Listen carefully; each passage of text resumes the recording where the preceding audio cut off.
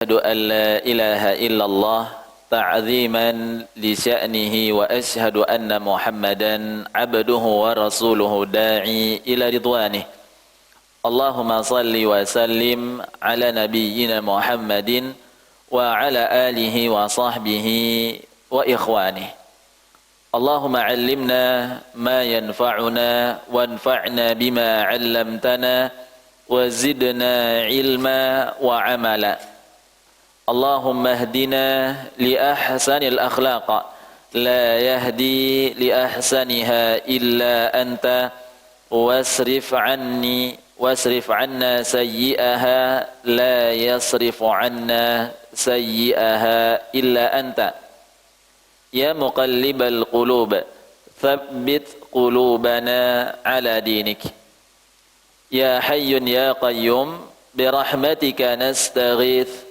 فلا تكلنا إلى نفسنا طرفة عين وأصلح لنا شأننا كله لا إله إلا أنت اللهم لا سهل إلا ما جعلته سهلا وأنت تجعل حزنا إذا شئت سهلا أما بعد.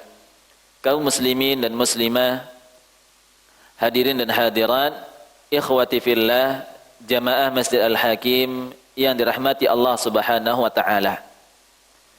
Pada kesempatan yang semoga Allah berkahi ini, kita senantiasa melanjutkan kajian kita bersama, yaitu kita mempelajari Kitab Tauhid syarah dari Syekh Saleh Al-Fauzan hafizahullahu taala. Yang mana di antara kenikmatan dari Allah Subhanahu wa taala adalah Allah Subhanahu wa taala memberikan kepada kita semua hidayah fil Islam. Kita menjadi seorang muslim dan juga kita menjadi seorang muslim yang mengenal sunnah. Ini merupakan kenikmatan yang besar, karunia yang besar yang Allah Subhanahu wa taala berikan kepada kita semua. Kita memohon kepada Allah Subhanahu wa taala agar Allah Subhanahu wa taala senantiasa memberikan kepada kita semua keistiqomahan di dalam belajar, terutama untuk mempelajari akidah yang benar. Karena jamaah yang dimuliakan oleh Allah Subhanahu wa taala, tak kala kita semakin belajar dan terus belajar, ini membuat kita semakin yakin dengan apa yang kita pelajari. Keyakinan ini akan sejalan dengan keyakinan kita kepada Allah Subhanahu wa taala. Dan juga kita senantiasa bersalawat kepada Nabi kita Nabi Muhammad sallallahu alaihi wasallam dan kepada keluarga beliau dan juga para sahabat-sahabat beliau dan orang-orang yang mengikuti beliau dengan baik. Jamaah yang dirahmati Allah Subhanahu wa taala, kita melanjutkan pembahasan kita masih berada di babu ma jaa fil kuhwan wa nahwihim. Bab tentang dukun dan jenis-jenisnya. Naam, tafadhal. Assalamualaikum ilaikum. Qala al-muallif rahimahullahu ta'ala fi kitabih babu ma jaa fi fil kuhan wa nahwihim. وعن عمران بن حسين رضي الله عنه مرفوعا ليس منا من تطير أو تطير له أو تكهن أو تكهن له أو سحر أو سحر له ومن أتى كاهنا فصدقه بما يقول فقد كفر بما أنزل على محمد صلى الله عليه وسلم. رواه بزار بإسناد جيد ورواه الطبراني بإسناد حسن من حديث ابن عباس دون قوله ومن أتى إلى آخر. Dari Imran bin Husain diriwayatkan secara marfu', beliau berkata, tidaklah masuk golongan kami orang yang bertatayyur atau ditatayyur, kemudian orang yang meramal dan atau orang yang diramal, atau menyihir atau yang disihirkan.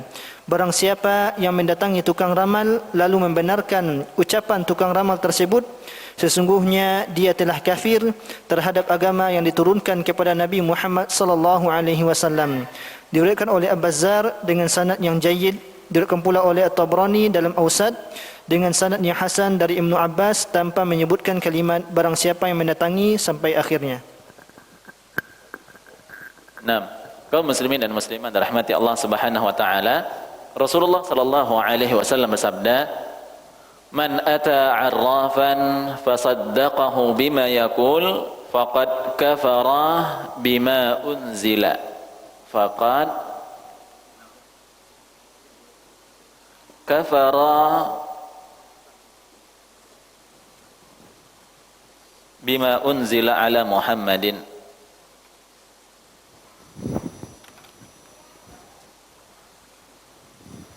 Faqad kafara bima unzila ala Muhammadin.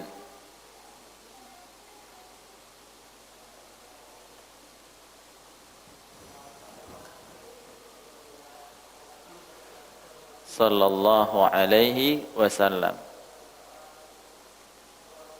Sebelum kita melanjutkan jamaah ke hadis yang barusan dibacakan tadi, kita masih membahas di dalil yang kedua. Nanti kita akan masuk ke dalil yang ketiga. Dalil yang kedua ini, kata Nabi sallallahu alaihi wasallam, Rasulullah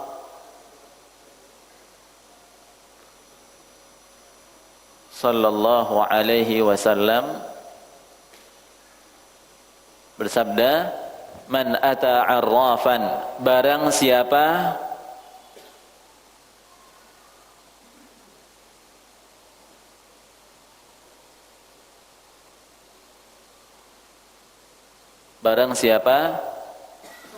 man ata, ini kurang, man ata 'arrafan, yang mendatangi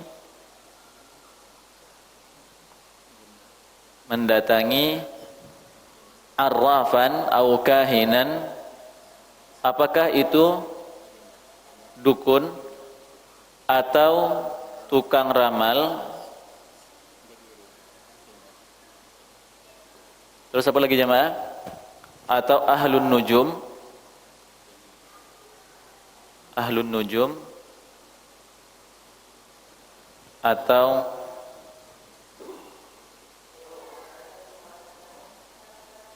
ahli bintang,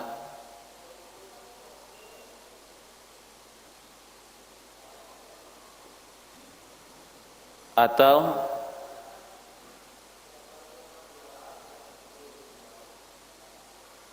seorang kiai atau tuanku yang mengaku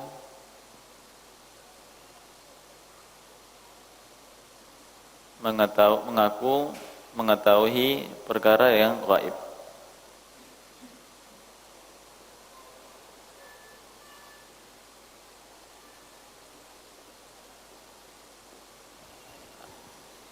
Di sini Rasulullah sallallahu alaihi wasallam bersabda, "Man ata 'arrafan aw kahinan fasaddaqahu bima yaqul faqad kafara bima unzila ala Muhammadin." Yang mana ini berkonsekuensi. Yang pertama, bagaimana yang sudah kita bahas, lam tuqballahu salatan aw salatun arba'ina yauman. Mendatangi saja 40 hari salatnya tidak diterima.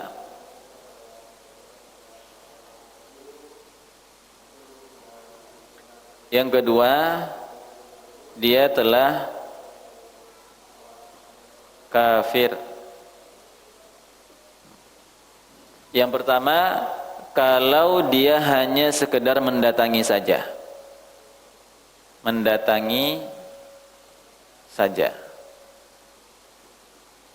Sedangkan ini mendatangi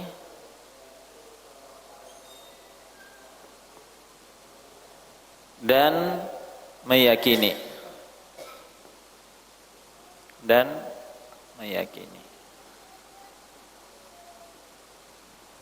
Nah, di sini kaum muslimin dan muslimah, hadirin dan hadirat yang dirahmati Allah Subhanahu wa taala, kita akan masuk nanti ke pembahasan ini tentang barang siapa yang mendatangi dukun.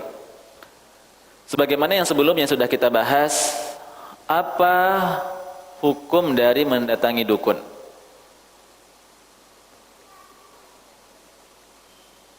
Apa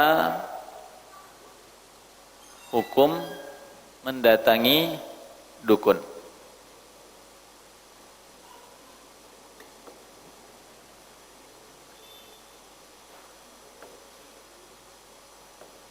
Yang pertama, mendatanginya dalam rangka untuk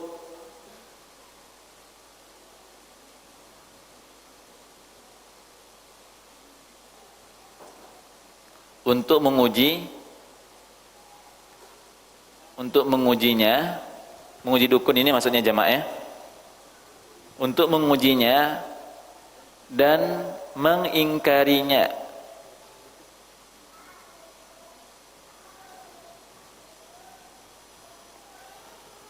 Mengingkarinya atau ingin membongkar kebohongannya.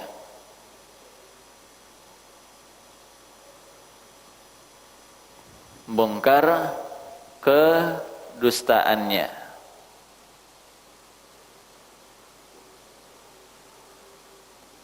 Ya.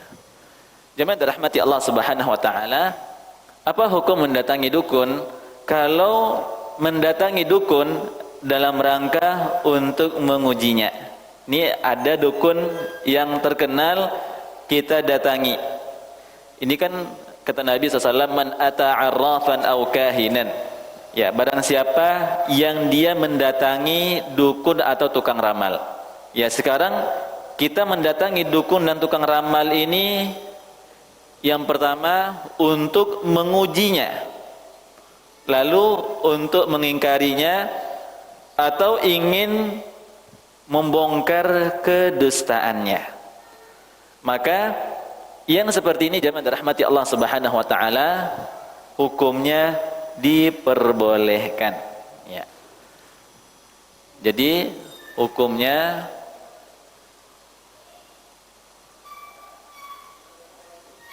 diperbolehkan. Bapak, ya semacam dua ikan. Ya, tapi harus hati-hati nih, Mbak. Ya, harus hati-hati. Ya, kita mau membongkar kedustaannya, malah kita pula yang jadi pengikutnya jadinya. Jadi sebagaimana juga jemaah dirahmati Allah Subhanahu wa taala, sebagaimana hadis Rasulullah SAW menjelaskan tentang Dajjal. Kita diperintahkan untuk apa jemaah? Untuk lari dari Dajjal. Karena fitnahnya yang sangat-sangat besar sekali. Ya, jangan kita merasa pede dengan apa? Dengan keimanan kita. Kalau kita masih belum yakin, setengah-setengah, lebih baik kita menghindari. Ya. Kalau rasanya kita memang betul-betul mampu, kita sudah betul-betul berilmu dan yakin dengan keilmuan kita, maka silahkan. Tapi kalau setengah-setengah, khawatir nanti syubhatnya nyangkut ke kita. Ya. Nah, jadi murid jadinya kita yang awalnya niatnya untuk membongkar kedustaannya, ya ingin mengingkarinya, malah menjadi pengikutnya. Nah, maka ini yang harus kita berhati-hati dengannya. Sebagaimana dahulu Rasulullah SAW dahulu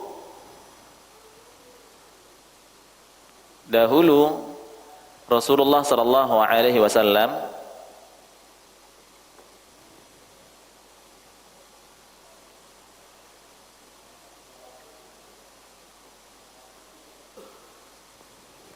pernah mendatangi Ibnu Sayyad, pernah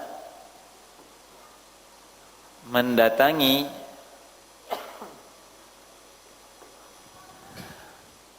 Ibnu Sayyad. Ya. Ibnu Sayyad ini merupakan dukun. Ibnu Sayyad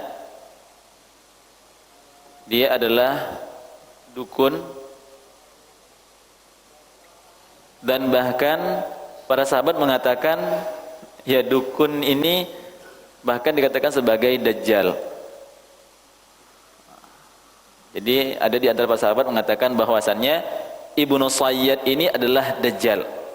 Jadi Rasulullah SAW mendatangi Ibnu Sayyad dalam rangka apa? Dalam rangka untuk mengujinya, dalam rangka untuk mengingkarinya, dan dalam rangka untuk membongkar kedustaannya. Inilah tujuan dari Rasulullah SAW ketika mendatangi Ibnu Sayyad. Ya, yang mana ada yang mengatakan bahwasannya Ibnu Sayyad ini karena dia dikatakan sebagai dukun yang hebat, ya, maka ada di antara para sahabat mengatakan dia adalah dajjal.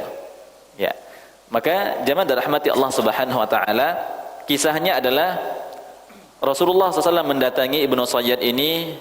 Rasulullah SAW menyembunyikan sesuatu. Lalu kata Nabi SAW, ya Ibnu Sayyad, coba tebak apa yang sedang aku sembunyikan. Ya, maka kata Ibnu Sayyad, yang mana ketika itu Rasulullah SAW menyembunyikan surat Ad-Dukhan. Ya. Lalu kata Ibnu Sayyad, yang engkau sembunyikan adalah asap. Ya. Jadi Rasulullah SAW mengatakan kepada Ibnu Sayyad, ihsa faman fa in ta'du qadrak. Kata Nabi SAW kepada Ibnu Sayyad, diamlah engkau dan engkau tidak akan pernah melampaui kemampuanmu.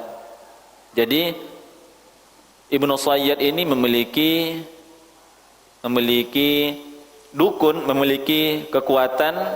Ya, dia bersama dengan para sekutu-sekutunya, jin dan setan, sehingga setan inilah atau jin ini memberikan informasi kepada ke Ibnu Sayyad ini. Jadi terkadang ada informasinya itu betul-betul sesuai, ya, karena dia mendapatkan informasi dari sekutu-sekutunya, sehingga ada orang yang meyakini bahwasannya apa yang dikatakan Ibnu Sayyad ini adalah kebenaran. Maka Nabi SAW mendatanginya dalam rangka untuk mengujinya, dalam rangka untuk mengingkarinya, dan dalam rangka untuk membongkar kedustaannya. Sebagaimana juga dulu Syekhul Islam Ibnu Taimiyah rahimahullahu taala juga mendatangi seorang yang katanya dia memiliki ilmu kebal. Oh, diginikan parang, diginikan pedang. Nah, kata Syekhul Islam Ibnu Taimiyah, ya tidak apa-apa, ini ada jarum, sini, mau ditusuk dengan jarum, kata Syekhul Islam Ibnu Taimiyah. Tapi dia tidak berani untuk menerima tantangan tersebut. Ya. Jadi jamaah dirahmati Allah Subhanahu Wa Taala, mendatangi dukun kalau untuk 3 hal ini diperbolehkan, tapi ini kembali kepada kemampuan dan keyakinan kita masing-masing. Kalau ilmu kita masih sedikit dan kita belum yakin dengan hal tersebut, maka lebih baik jangan. Karena jangan sampai niat kita ingin mengujinya, niat kita ingin mengingkarinya, malah kita mempercayainya. Niatnya kita ingin membongkar kedustaannya, malah kita menjadi muridnya. Ya, ini yang berbahaya. Lalu jemaah dirahmati Allah Subhanahu Wa Taala, yang kedua, kalau mendatangi dukun tersebut, mendatanginya saja,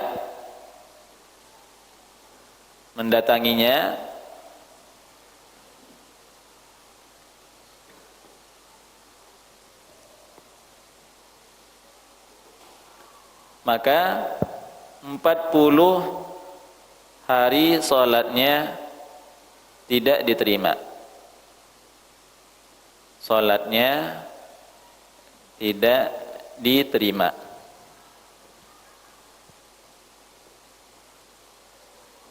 Apa maksud tidak diterima di sini jemaah? Tidak diterima adalah pahala salatnya tidak sampai kepada Allah Subhanahu wa taala. Pahala salatnya tidak sampai, tidak sampai kepada Allah Subhanahu wa taala.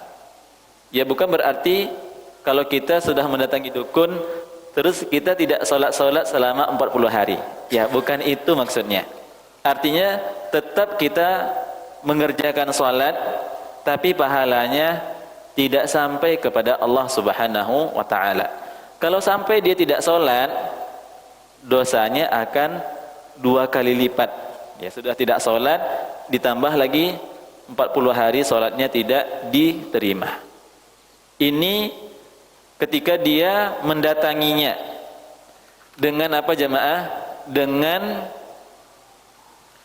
Dengan keyakinan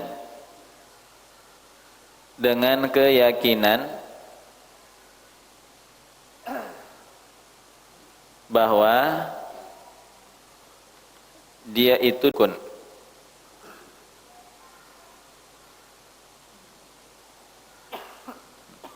Kalau misalkan ada seorang dia tidak tahu apakah si fulan ini dukun ataukah tidak, lalu dia pergi mendatanginya. Karena jemaah dirahmati Allah Subhanahu wa taala, di zaman sekarang orang-orang itu dia tidak terus terang mengatakan bahwasannya dia adalah seorang dukun. Ya. Ada yang dia mengatakan, oh saya ini adalah seorang kiai, saya ini adalah seorang ustadz, saya inilah seorang tuangku, tapi dia tidak jelaskan bahwasannya dia adalah seorang yang dukun. Atau oh saya ini sebagai ya orang-orang pintar-pintar dikit lah gitu. Ya, orang yang tahu-tahu dikit lah tentang itu gitu. Dia tidak terus terang mengatakan hal seperti ini. Guru spiritual. Guru spiritual ini kan sama dengan guru agama. Guru agama ya kadang sama dengan ya sama seperti ustadz jadinya. Jadi jemaah dirahmati Allah Subhanahu wa taala, bagaimana hukumnya kalau seorang itu dia tidak tahu bahwasannya si orang ini dia dukun. Bagaimana Pak? Kalau dia yakini, dia sudah yakin, dia sudah tahu dia dukun, masih juga datang, ini dia, ini konsekuensinya. Iya, karena dia yakin Pak, yakin dia itu dukun gitu, makanya dia datang. Iya. Tapi kalau misalkan dia tidak tahu, oh dia ustadz, sudah, ambonio konsultasi, ambonio berdiskusi gitu. Itu beda hal. Tapi kalau kita sudah tahu jemaah, tahu dia itu adalah seorang dukun, maka mendatanginya saja bertanya, ini dia konsekuensinya. Kapan jemaah? Ketika dia yakin bahwasannya dia itu dukun. Kalau makan ke rumah dukun itu ada.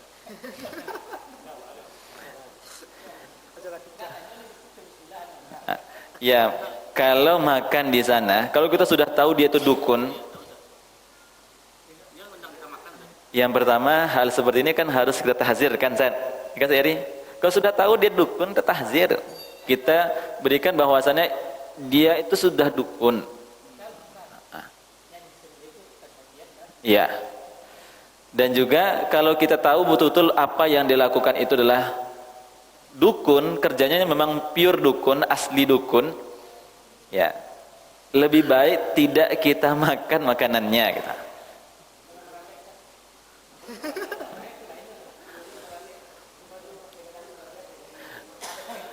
Ya kalau beralih, ya dia berkaitan dengan hartanya masalahnya. Kalau kita yakin itu harta yang dia gunakan, sama dengan orang yang kerja di bank, dia nggak punya usaha lain nih. Pak Ketua, ambil traktor lah Pak Ketua. Si Fulan kok kerajunya iko Misalkan dia seorang maling, kalau kita sudah tahu, maka kita hindari jamaah. Iya. Sama dengan ada orang dia mencuri, dia bersedekah kita.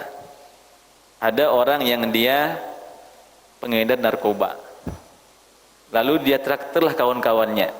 Di hari Jumat terutama, Jumat Mubarakah katanya. Kan kata Ustadz, kalau mau usahanya lancar banyak bersedekah. Nah, jadi dia banyak bersedekah ke kawan-kawannya. Dan itu terjadi.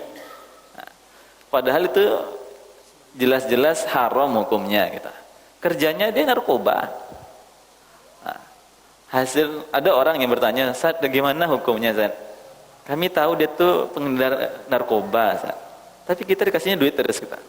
Kita ini sedekah nih katanya." Dan dia yakini, ya, kalau mau usahanya lancar, banyak-banyak sedekah. Niatnya agar usahanya semakin lancar gitu.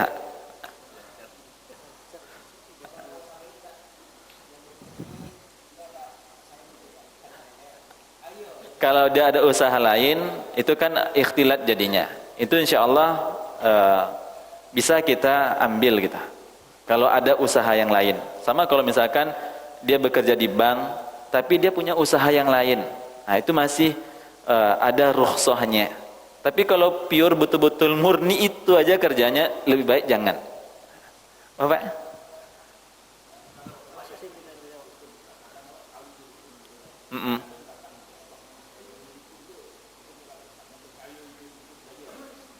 Mempercayai nyedukun. Yaudah. Kalau nyedukun, ya Pak, nggak boleh kita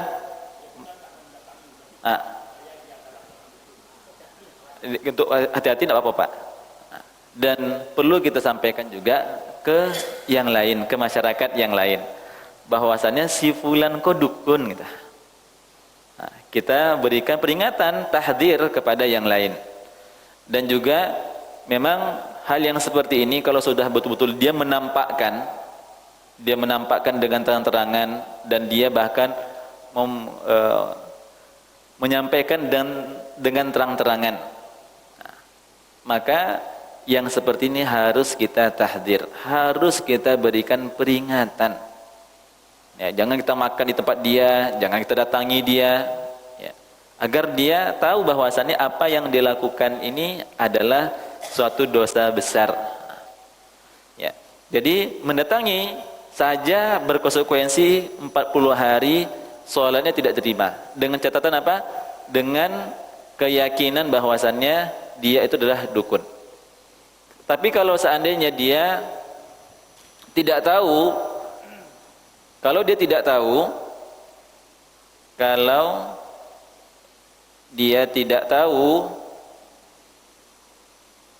ya seperti tadi dia menyembunyikannya, dia mengatakan dia itu ustadz, dia mengatakan dia itu kiai. Kalau dia tidak tahu, maka insya Allah ini udzur. Maka insya Allah ini udzur. Ya. Kalau dia tidak tahu. Karena ada orang yang mengatakan dia itu adalah kiai atau ustadz. Yang ketiga, jika mendatanginya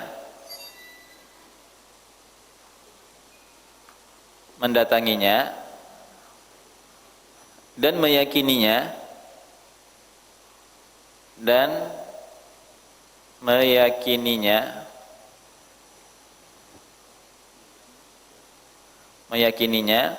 maka dia telah kufur.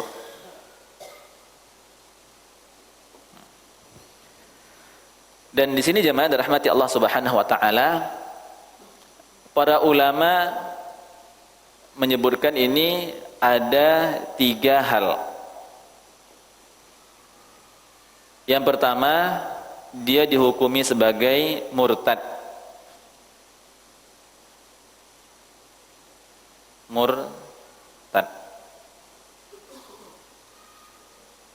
Murtad atau alias dia telah keluar dari Islam. Ini pendapat yang pertama. Kenapa dikatakan dia murtad atau dia telah keluar dari Islam? Kenapa Pak kira-kira Pak? Kenapa dia dikatakan murtad?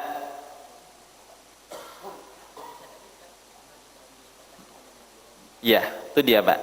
Karena dia sudah yakin nih, dia mengatakan bahwasannya dukun itu dia mengetahui tentang perkara-perkara yang gaib. Dia datangi dan dia yakini perkataannya. Padahal sebagaimana yang sudah kita pelajari sebelumnya, ilmu gaib itu ada berapa Pak?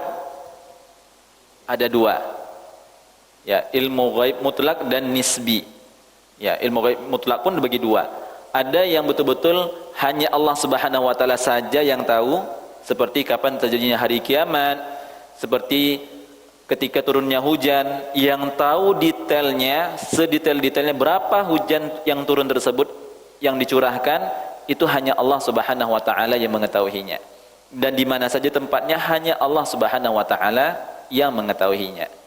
Dan mutlak yang kedua, ilmu gaib yang kedua adalah ilmu gaib yang Allah Subhanahu wa taala kabarkan kepada makhluknya, baik itu malaikat maupun para nabi dan rasul. Jadi ini dia jamaah. Kenapa para ulama mengatakan dia murtad? Karena dia telah mendustakan apa yang dibawa oleh Rasulullah sallallahu alaihi wasallam. Bahwasannya Rasulullah SAW telah jelas-jelas mengatakan tidak ada yang tahu tentang perkara yang gaib kecuali Allah Subhanahu wa taala. Bahkan nabi dan rasul pun tidak tahu kecuali apabila telah diberi wahyu. Maka para ulama mengatakan dia telah murtad. Dia telah murtad dan dia telah keluar dari agama Islam. Bahkan kata para ulama, kalau sudah seperti ini, dia berkonsekuensi dihukum mati.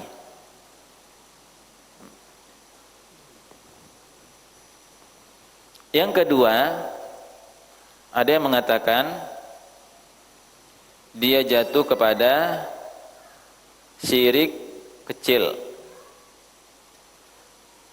dan dia tidaklah murtad. Tidak murtad.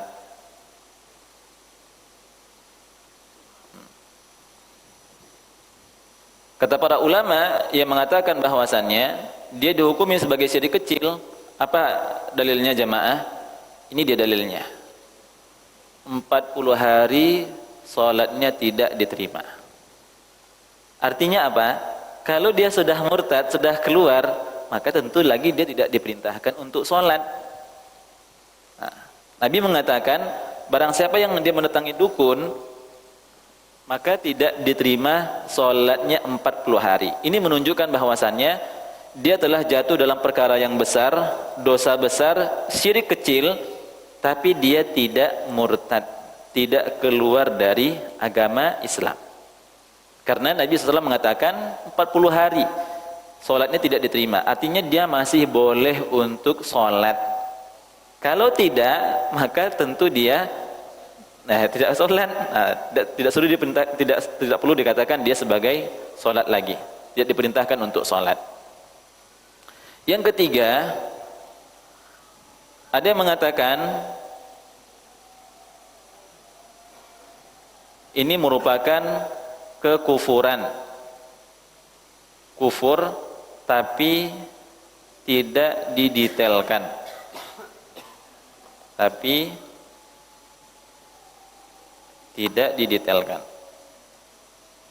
tidak dirinci. Ya, maksudnya apakah dia syirik besar ataukah syirik kecil? Ya, tidak dirinci. Syirik besar, apakah dia syirik kecil? Ya, kata para ulama yang mengatakan pendapat yang ketiga, karena di sini Rasulullah SAW mengatakan faqad kafara bima unzila ala Muhammadin, maka dia telah kufur dengan apa yang diturunkan oleh kepada Rasulullah sallallahu alaihi wasallam. Jadi faqad kafara di sini ya, dia kufur. Ya, apakah dia bisa jadi kufurnya kufur besar, apakah dia jatuh kepada syirik besar ataukah dia syirik kecil. Jadi ada kata para ulama, kufurnya ini ya kufurnya ya sebagaimana yang dikatakan oleh Rasulullah SAW, dia sebagai orang yang kufur. Adapun rinciannya ya itu kembali kepada apa yang dimaksudkan dalam hadis ini ya. Jadi kata para ulama, pendapat yang ketiga bahwasannya orang yang mendatangi dan meyakini maka dia telah kufur, kufurnya adalah kufur secara umum ya, kufurnya umum, tidak dirincikan apakah dia syirik besar ataukah syirik kecil, apakah dia murtad ataukah dia tidak murtad ya. Ya mungkin azan dulu.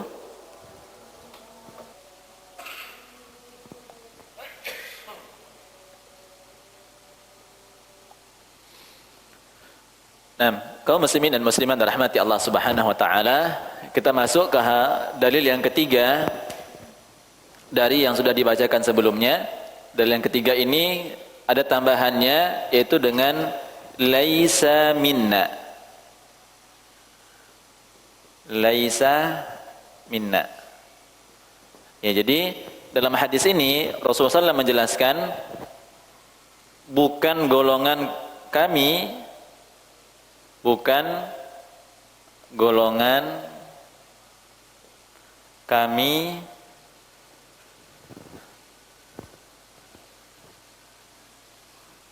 man tatayyara au tutayyara lahu,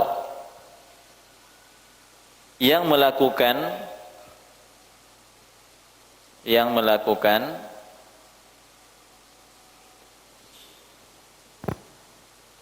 dan meminta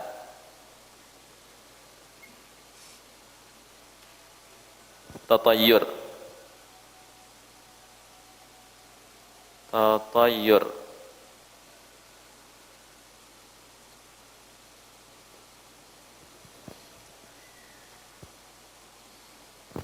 Terus yang melakukan, yang menyihir dan meminta disihir, meminta disihir, dan juga yang meramal dan meminta diramal. Ya. Jamaah dirahmati Allah Subhanahu wa taala, Rasulullah SAW menjelaskan di sini, siapa yang melakukan dan yang meminta sama-sama dihukumi sebagai kekufuran. Kekufuran, bahkan di sini jamaah dirahmati Allah Subhanahu wa taala, yang rajih, pendapat yang kuat dari tiga pendapat ini adalah apa? Bahwasannya dia telah murtad. Dia telah keluar dari agama Islam. Inilah pendapat yang kuat. Apa dasarnya?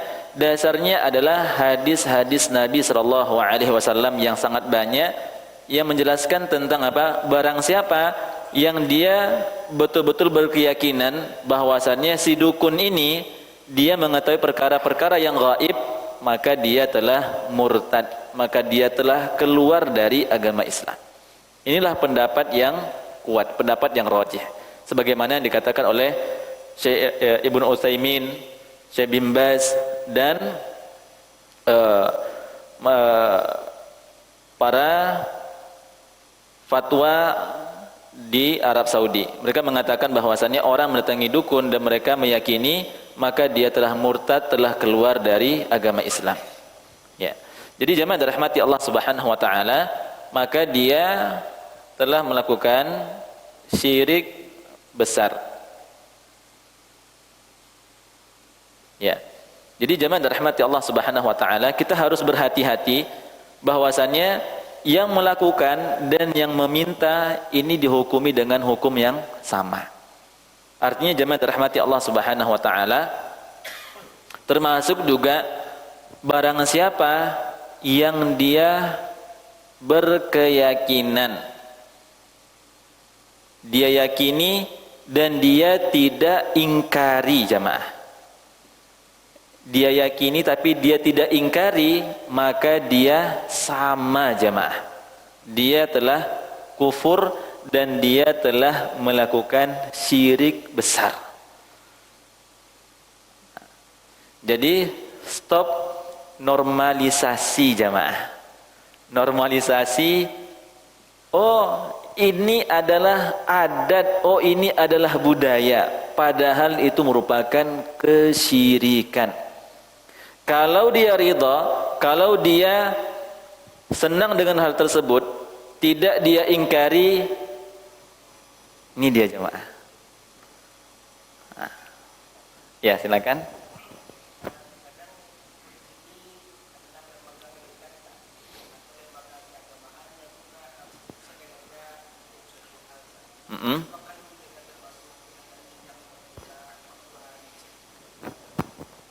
Kembali kepada sini.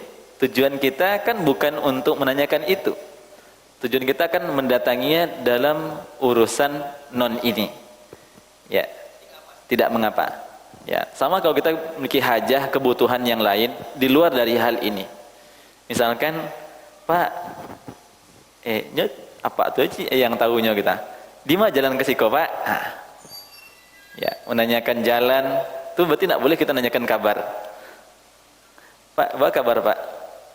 Ambo sehat. Oh, tidak percaya bodoh. Ya, ya Pak dukun ya.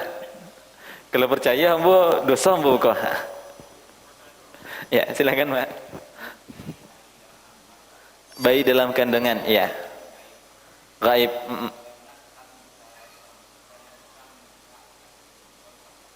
Ya. Kalau itu Pak, itu kan dengan teknologi. Ya, ini termasuk yang sudah kita bahas juga sebelumnya. Wa ma fil arham, apa yang ada di dalam rahim. Ini termasuk Allah Subhanahu wa taala mengetahuinya. Dan yang kita ketahui dengan ilmu kedokteran itu kan hanya dari segi yang terlihat saja. Nah, laki-laki dan perempuannya. Adapun yang gaibnya tidak kita tahu, Pak. Bahwasannya tentang rezekinya, ya ketika anak dalam kandungan itu sudah ditulis bagaimana ajalnya, rezekinya, apakah dia hidupnya bahagia ataukah tidak, itu semua sudah tertulis. Dan hal ini tidak kita ketahui, Pak, dokter pun tidak tahu. Ya, hanya sebatas apa yang terlihat. Ya. Adapun detailnya, ya dokter pun hanya menyampaikan, oh ini jenis kelaminnya perempuan, ini jenis kelaminnya laki-laki. Ketika lahir rupanya berbeda. Nah, ya, karena dokter tersebut hanya secara zahir saja menghukuminya. Ya.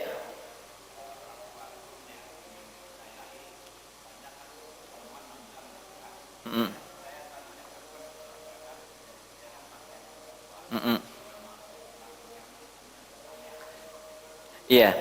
Itu kan hanya sebatas zahir saja, Pak. Dan itu kan didukung dengan teknologi. Berbeda dengan dukun. Nah, dukun tidak dengan teknologi, tidak dengan ilmiah. Nah, dia hanya mengatakan, oh ini, ya, sesuai dengan terka-terkaannya saja. Nah, maka ini berbeda, Pak.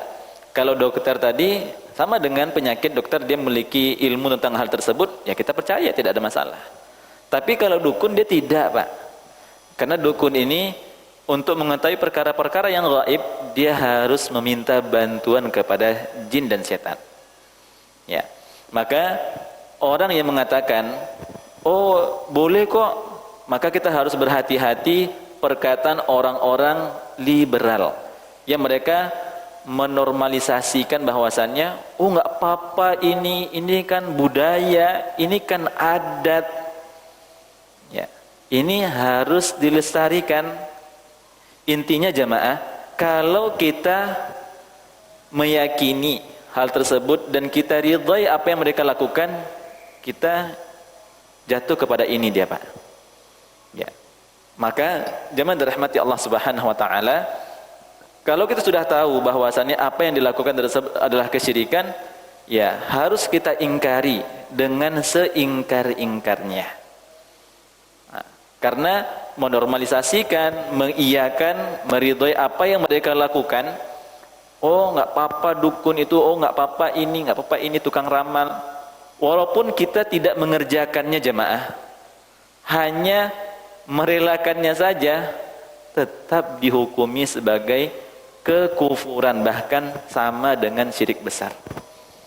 Nah, ya, silakan Pak.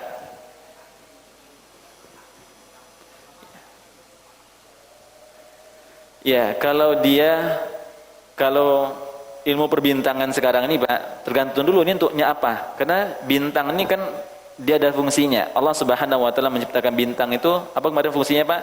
Sebagai perhiasan langit, sebagai pelempar setan. Yang ketiga sebagai penunjuk arah. Nah, kalau yang dipelajari untuk penunjuk arah, untuk mengetahui kapan datangnya musim hujan, kapan datangnya musim kemarau, maka ini tidak mengapa. Tapi kalau dia mengatakan, oh kalau bintang itu dia bergerak, oh besok awak celaka kok, besok awak akan sial. Ini yang dilarang Pak. Nah, ini yang dia menyangkut pautkan bahwasannya pergerakan bintang ini ada pengaruhnya dengan keberuntungan dan kesialan, maka inilah syirik. Tapi kalau dia fungsinya masih tiga ini, ya terutama manusia untuk menunjuk arah, untuk mengetahui kapan datangnya musim hujan, musim kemarau, ya musim panen, maka ini tidak mengapa. Itu dia bedanya Pak. Dia memang ya tipis-tipis memang. Oh, amboku ahlu nujum. Ya, itu tuh arah barat. Tapi dia selipkan dengan yang lain. Ini yang harus kita antisipasi. Ya. Jadi jemaah dirahmati Allah Subhanahu wa taala, jadi kita stop menormalisasikan perkara-perkara kesyirikan. Jadi perkara-perkara kesyirikan tidak boleh kita ridhai, tidak boleh kita oh biarlah. Oh, enggak apa-apa, itu kan budaya. Stop mengatakan bahwasannya itu adalah budaya, adalah adat yang harus dilestarikan. Ya, mengiyakan hal tersebut sama dengan kita telah melakukan syirik besar. Walaupun kita tidak menyihir, walaupun tidak kita yang meramal, bukan kita yang mengerjakan, tapi kalau kita yakin jemaah, jatuh kita pada ini. Ya, maka ya istilah sekarang stop normalisasi perdukunan dengan kata-kata yang indah-indah. Sebagai orang pintarkah, sebagai dia dukun nih, ada dukun hitam, ada dukun putih. Nah, kalau dukun hitam, pecinya hitam atau pakai penutup kepalanya hitam, baju hitam. Nah, kok dukun hitam enggak? Kalau dukun putih pakai peci, pakai jubah putih, jenggot putih. Nah. Jadi jemaah dirahmati Allah Subhanahu wa taala, kalau dia sudah masuk ke ranah perkara-perkara yang gaib, siapapun dia, maka dia adalah dukun. Nah, walaupun dia tidak berterus terang mengatakan dia adalah dukun. Kalau kita, oh tak apa-apa, dia boleh melakukannya. Oh dia kiai itu, dia punya ilmu itu, tak apa-apa. Dia mengiyakan, dia merelakan, dia bisa jatuh dalam perkara kesyirikan. Walaupun dia tidak melakukannya jemaah. Nah, kita harus berhati-hati dalam perkara ini. Ya, ada lagi Pak? Ya, nanti kita akan lanjutkan di pertemuan berikutnya. Ya, ini hadisnya cukup panjang, ini baru awalnya saja. Nanti insya Allah kita lanjutkan di pertemuan berikutnya biidnillahi ta'ala. Ya, silakan Pak Ketua. Apa kesimpulan pelajaran kita pada malam hari ini? Ibnu Sayyid, ya. Ada 3. Murtad, syirik kecil, kafir yang tidak dirinci. Ya tidak ada tidak golongan kami.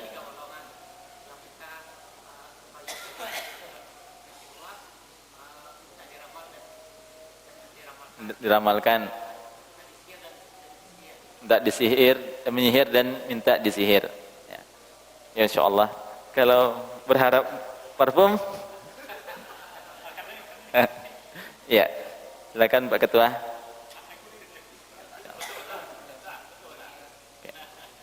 Oke, barakallahu fikum Pak. Ya. Ya jemaah dirahmati Allah Subhanahu wa taala. Ya kita kasih dalam jatah untuk aditnya, untuk kameramen. Kameramen Hakim. Satu qori, satu kameramen Hakim.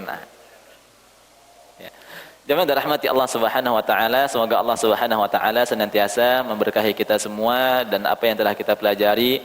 Semoga Allah Subhanahu wa taala memberikan kemudahan untuk kita semua di dalam mengamalkan apa yang sudah kita pelajari ini, dan semoga Allah Subhanahu wa taala memberikan kepada kita semua keistiqomahan di dalam belajar dan menuntut ilmu.